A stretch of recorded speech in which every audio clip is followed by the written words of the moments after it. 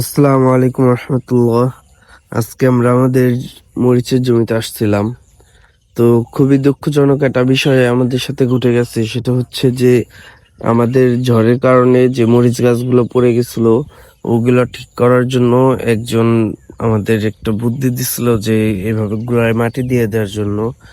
এই যে দেখেন, যে মোবাইলে হয়তো খুব ভালোভাবে বোঝা যাচ্ছে না, এই যে গোড়ায় আমরা মাটি দিয়ে দিচ্ছি অনেক বেশি করে।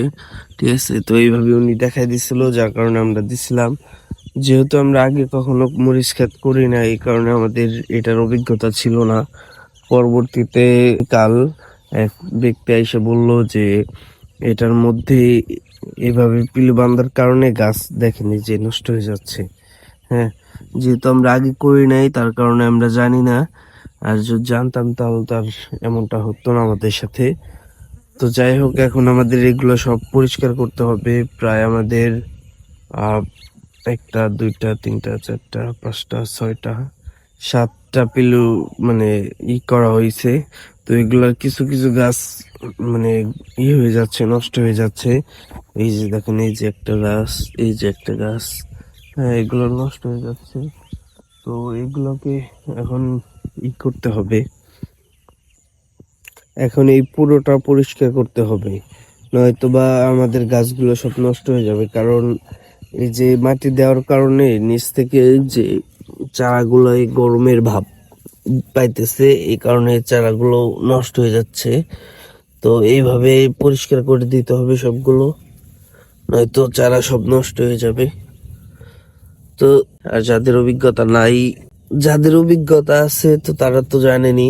আমাদের একটু কমেন্ট করে বললেন যে আদৌ কি এটার কারণে এই সমস্যা হচ্ছে নাকি অন্য কোনো কারণে। যেহেতু আমরা আগে করি নাই, তার এই কারণে আমরা খুব ভালো মতো জানি না। তো ইনশাল্লাহ আমরা এরপর থেকে চেষ্টা করব, মানে যেটা সবাই বলে বা যারা অভিজ্ঞ আছে তাদের কাছ থেকে পরামর্শ নেওয়ার জন্য। আর যারা আমাদের ভিডিও দেখতেছেন, তাদের মধ্যে যদি কেউ এই বিষয়টা জেনে থাকেন, আমাদের দয়া করে একটা কমেন্ট করে জানাবেন। তো এই ছিল আজকে আমাদের ভিডিও। সবাই আমাদের জন্য দোয়া করবেন। আর আমাদের যে মরিচ গাছের জন্য সমস্যাটা সমাধান হয়ে যায়, এই জন্য দোয়া করবেন। আর যে মাশাআল্লাহ, খুব সুন্দর মরিচ চলে আসছে, প্রত্যেকটা গাছে মরিচ আছে। তো আলহামদুলিল্লাহ, আমরা আশা করতেছি যে খুব তাড়াতাড়ি মরিচ ছিঁড়তে পারবো। তো গাছ যেহেতু ছোট ছোট, এই কারণে খুব বেশি দেখা যাচ্ছে না।